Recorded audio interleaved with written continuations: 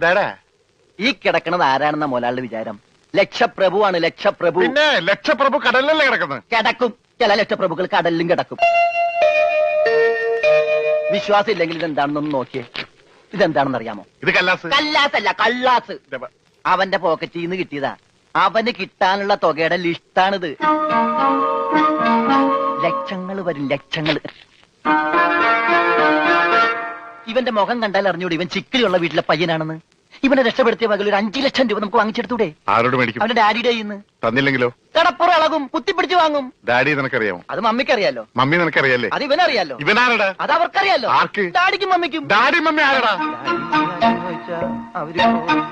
ഇവൻ ആരാണെന്ന് അറിയാതെ അവരാരാന്ന് ചോദിക്കാൻ പറ്റുമോ? ഇവൻ ആരാന്നറിയാൻ ഒരു ഐഡിയ. ഇവന്റെ ഒരു ഫോട്ടോ എടുത്തിട്ട് ഇവനെ തന്നെ കാണിച്ചിട്ട് ഇതാരാന്ന് ചോദിച്ചാ പോരെ? അപ്പൊ അവൻ പറയില്ലേ? ഇല്ലേ? ഇല്ലെങ്കിൽ ഫോട്ടോ കളഞ്ഞേക്കാം.